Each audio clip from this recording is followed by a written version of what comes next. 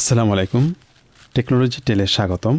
আজকে আমরা দেখব হাউ টু ইনস্টল পাইথন। গত পর্বে আমরা দেখেছিলাম ইন্ট্রোডাকশন অফ পাইথন। এই পর্বে আমরা দেখব কিভাবে পাইথনের এনভায়রনমেন্ট ক্রিয়েট করতে হয় এবং পাইথনে আপনার পিসিকে পাইথন উপযোগী কোড এডিট করা যায় কীভাবে সেই প্রসেসটি দেখাবো।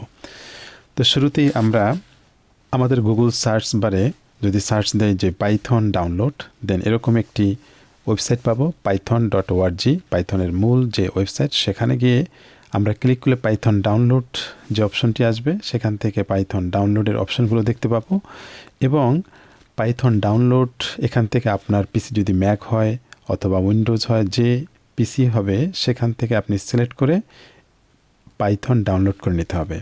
কারণ পাইথন ডাউনলোড করলেই আপনার এই সফটওয়্যারটি পাইথন পিসিতে ইনস্টল হওয়ার পরেই কেবলমাত্র আপনার পিসি পাইথন কোড এডিটের জন্য উপযোগী হবে।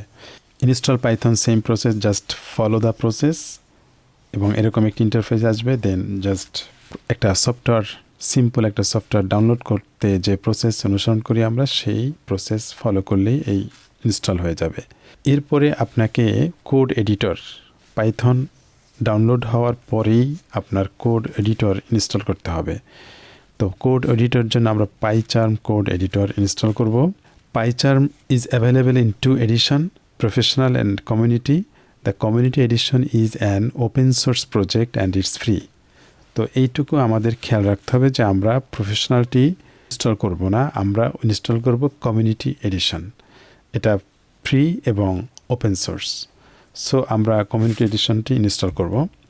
তো কমিউনিটি এডিশন ইনস্টল করার জন্য জাস্ট আমরা যদি সার্চ দেই গুগল সার্চ বারে পাইচার্ম ইনস্টল অথবা পাইচার্ম ডাউনলোড, দেন এরকম একটি ওয়েবসাইট আসবে jetbrain.com।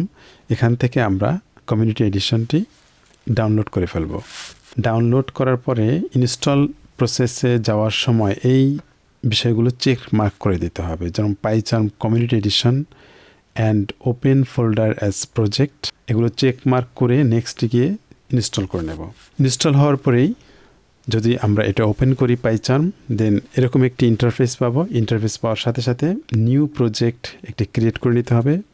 নিউ প্রজেক্টে ক্লিক করলে আমরা এরকম একটি ইন্টারফেস পাবো। সো নিউ প্রজেক্ট একটা নেম দিতে হবে এবং লোকেশন সিলেক্ট করে দিতে হবে। কোনো জটিল কিছু নেই এখানে, খুবই ইজি।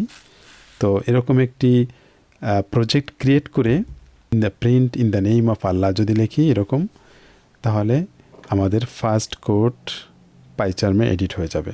তো এটুকু যদি আমরা একটু প্র্যাকটিক্যালি দেখি, এটা ওপেন করার পরে আমাদের পাইথন প্রজেক্ট, এটা যদি ওপেন করি, দেন এখানে আমরা যদি লিখি প্রিন্ট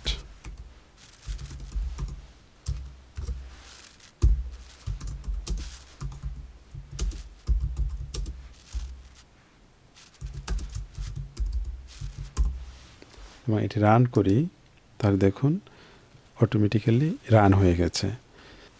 তো এভাবেই আমরা পাইচার্ম ইউজ করব। তো পরবর্তীতে আমরা আরও অনেক কিছু জানবো, পাইথন কিভাবে, পাইথনের সব কিছু জানবো।